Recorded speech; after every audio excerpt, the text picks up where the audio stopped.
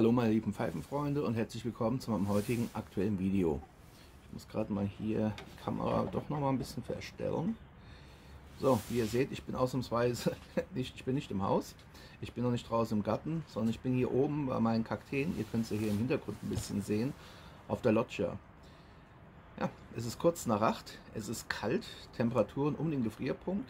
Es hat hier auch gestern tierisch noch geschneit. Und nichtsdestotrotz möchte ich mir ein kleines Pfeifchen gönnen. Und zwar gibt es heute natürlich dadurch ein Pfeifen-Review und konkret um diesen Tabak hier geht's. Schaut mich an.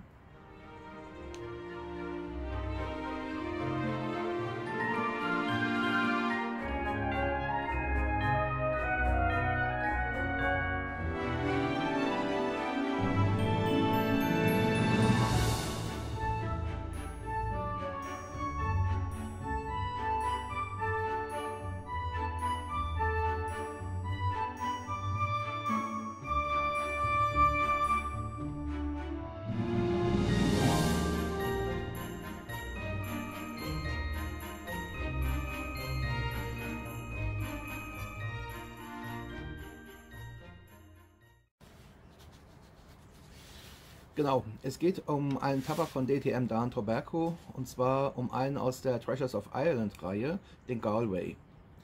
Den Galway hatte ich schon längere Zeit geraucht, fand ihn immer wieder gut, ist ein leichter Aromat und würde ich sagen, hier ist einmal kurz der Deckel. Jetzt werdet ihr euch vielleicht fragen, ja wieso zeigt der Kerl uns nur einen Deckel?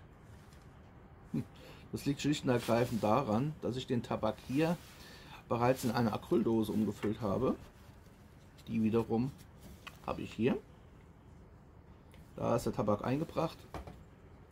Ich habe die Dose hier beim Öffnen, beim Aufhebeln ja doch ein bisschen arg aufgehebelt und habe dann gemerkt, oh, die schließt sich mehr richtig ab, also besser umgefüllt in eine Acryldose. Nichtsdestotrotz aber Galway, Black and Bright, Black Cavendish und Bright natürlich Virginia.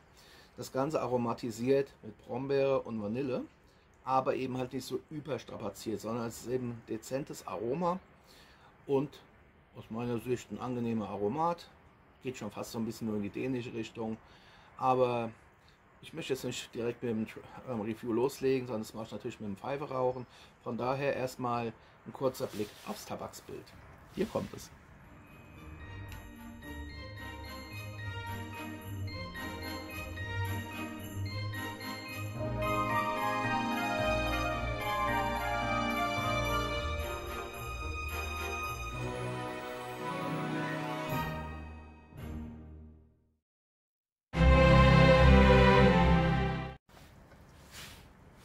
Gut, das Tabaksbild habt ihr ja soeben gesehen.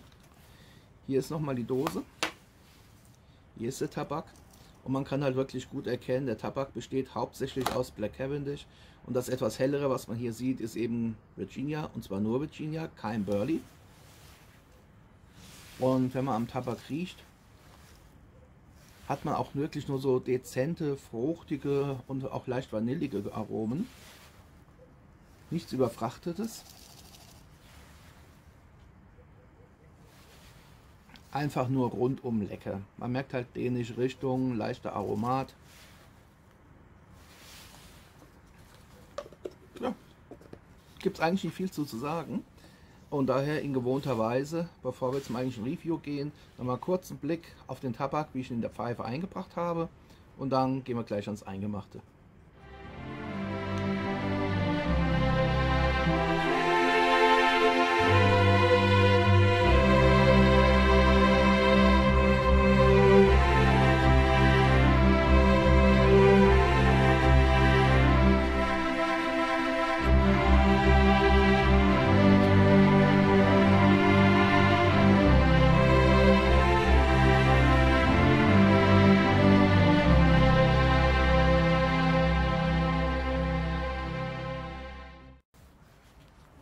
So, da bin ich wieder. Ihr habt ja jetzt eben die Pfeife gesehen. Hier ist sie auch nochmal.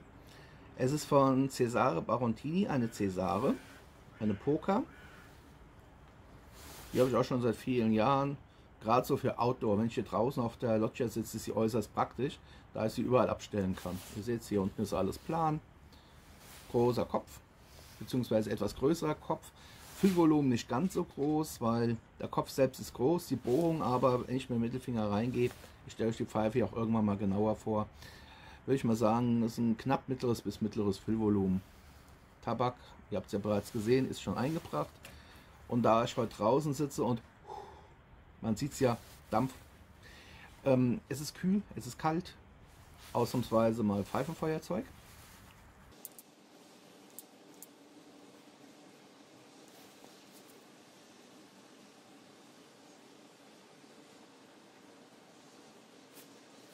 Ich habe den Tabak ganz normal nach meiner gewohnten Methode eingebracht. Nicht allzu fest gestopft. Es ist ja trotz allem ein Aromat, wenn auch kein Hocharomat.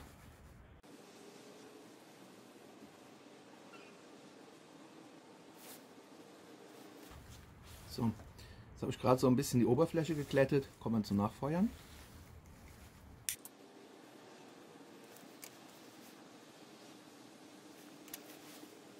Was auffällt, es ist ja nun mal eine Mixture bestehend aus Black Cavendish und Virginia. Nichtsdestotrotz wird sie beim Anzünden nicht wirklich bitter. Man hat mal so einen ganz leichten, auch von einer leichten Bitternis beim Entzünden des Tabaks. Das ist ja völlig normal. Aber selbst bei meinen beliebten Virginias, wenn ich die anfeuere, hat man meistens trotzdem mal so für 1-2 Sekunden ein richtig bitteres Aroma. Wenn die Glut angenommen wird, der Virginia dadurch natürlich zwangsläufig zu heiß verklimmt. Hier hingegen leicht, ganz leicht bitter, Bruchteil von einer Sekunde. Und sofort hat man hier ein mildes Aroma. Und zwar ein mildes Virginia-Aroma, angenehm, leicht heuig, ganz leicht heuig. Der Black Cavendish ergänzt den Virginia hervorragend. Viele Black Cavendishs, wenn man die raucht, die sind einfach ja nur pappsüß. Die sind einfach für die Fermentation überfrachtet, entweder mit Honig oder mit Ahornsirup. Manche andere nehmen Pflaumensaft, andere nehmen wiederum Feigensaft. Ihr kennt es ja schließlich. Doch hier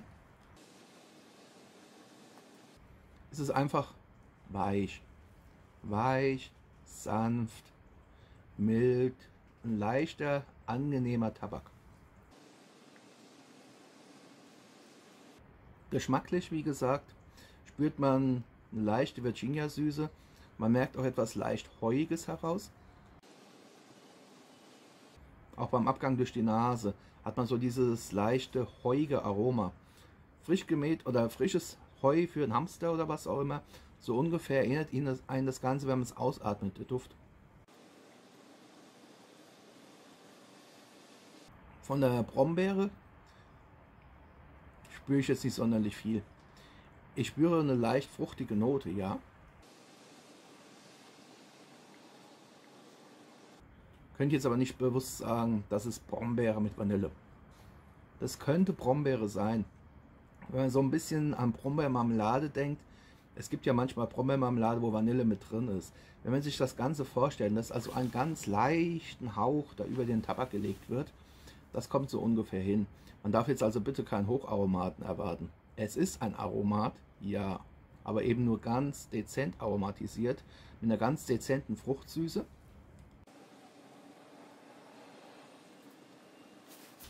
Und die versprochene Vanille kann ich jetzt im Geschmack zum Beispiel bewusst nicht herausschmecken. Es ist definitiv ein Aromat, aber kein Vanillearomat. Also da dürft ihr jetzt bitte nichts Falsches erwarten.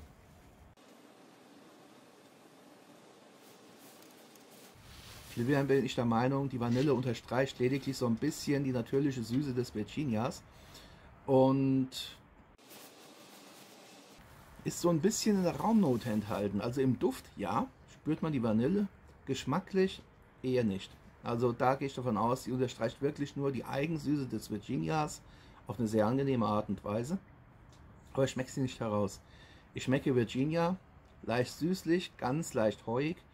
Ich schmecke eine leichte Fruchtnote im Hintergrund. Das könnte Brombeere sein. Könnte sein. Wird man mir den Tabak blind, also hinstellen, blind verkosten, würde sagen, sag mir, was das ist. Dann würde ich auch sagen, das ist ein Black Cavendish, das ist ein Virginia mit einer Fruchtnote. Mit einer ganz dezenten, subtilen Fruchtnote. Weich, mild, angenehm.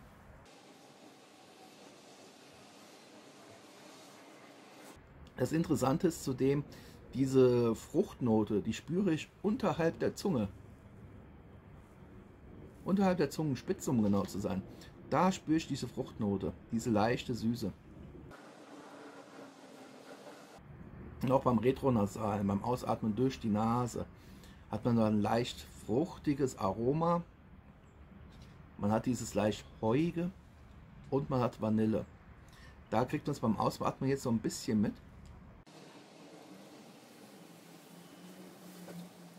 Doch im Mund selbst hat man noch diese ganz leichte Fruchtnote. Wie gesagt, die Vanille als solche kann ich nicht herausschmecken, beim besten Willen nicht.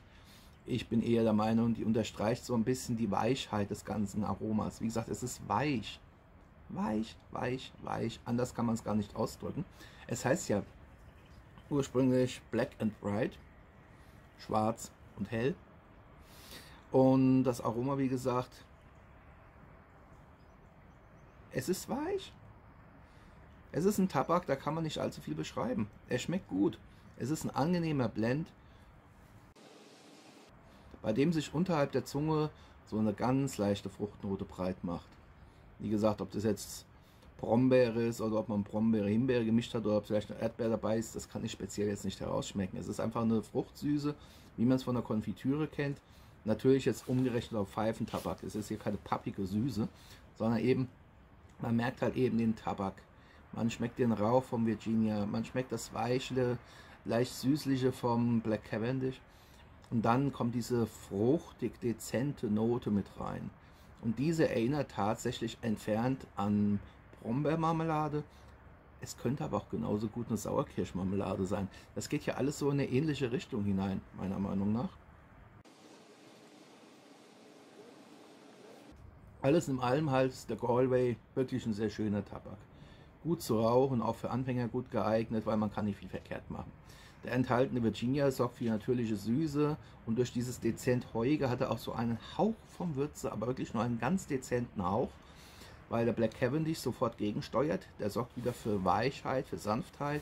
Dann haben wir diese leichte Fruchtnote, die halt eben Brombeere sein soll. Das könnte auch Sauerkirsch sein, aber es ist halt Brombeere. Die Vanille, meiner Meinung nach, unterstreicht nur so diese Sanftheit, dieses Weiche im Geschmack. Geschmacklich jetzt, man schmeckt jetzt keine Vanillesoße raus, beim besten Willen nicht. Sondern ich bin der Meinung, die Vanille spürt man eher im Raumduft. Sehr angenehm, ein guter Tabak. Also er riecht einfach angenehm. Er riecht fruchtig, er hat diesen Hauch Vanille dabei. Der Duft ist klasse. Und geschmacklich ist der Treasures of Ireland Galway definitiv klasse. Also ist ein schöner Tabak. Ich habe ihn ja im Laufe der Jahre schon öfters gehabt, den Galway. Und kann euch nur sagen, der Tabak ist super. Raucht ihn ruhig, weil es ist halt typisch DTM. Der Tabak hält gut 3/4 der Füllung richtig durch mit dem Aroma. Dann lässt das Aroma, die Aromatisierung lässt nach. Dann kommt so der Tabak-echte Geschmack noch durch. Und ganz zum Schluss, aber das ist ja bei jedem Tabak der Fall, dann wird er kräftiger, kippt er schon ins Würzige um. Aber dann ist halt einfach der Rest Tabak hier unten drin gesättigt von allem.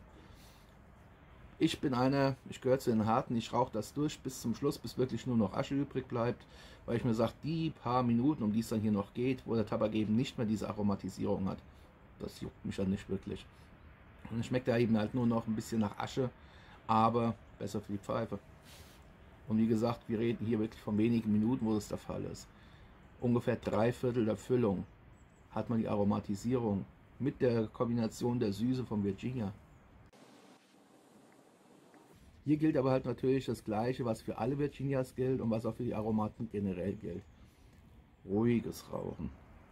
Nehmt euch Zeit, keine Hektik. Wenn ihr den zu heiß raucht, dann wird er bitter.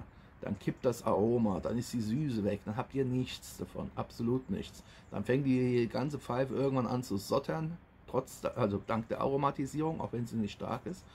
Wenn ihr aber dort sitzt und mehr oder weniger einfach nur an der Pfeife nuckelt, ganz leichte Züge nur nehmt und dabei die Zunge oben an den Gaumen führt, sodass der Rauch den unteren Teil der Zunge berührt, dann habt ihr diese Fruchtnoten und dann könnt ihr ihn in vollen Zügen genießen. Und das war es auch schon soweit von mir für heute.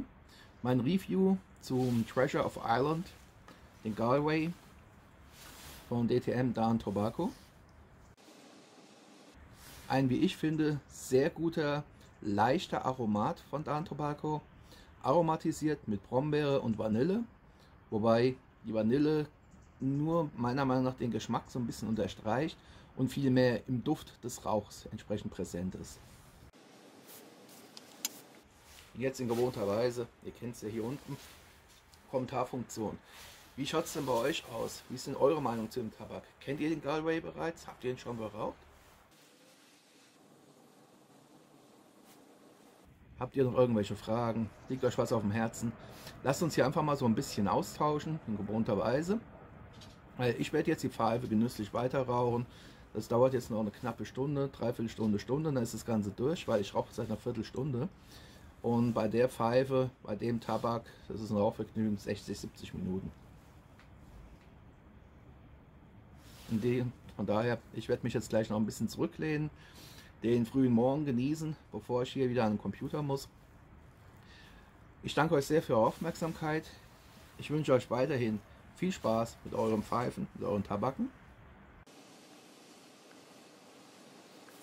Genießt den Winter, bleibt gesund, bleibt meinem Kanal gewogen. Wir sehen uns auf jeden Fall wieder hier auf meinem Kanal, wie immer. Mal gucken, was das nächste Video sein wird. Mal gucken, wann ich dieses hier hochladen werde. Ich weiß es noch nicht, das werden wir merken. Aber wir haben jetzt, wie gesagt, Anfang Dezember. Die Zeit wird es bringen. Vielleicht seht ihr das Video erst im Sommer und wundert euch, wieso ist er so dick angezogen. Happy Puffing und bis zum nächsten Mal. Macht's gut. Ciao.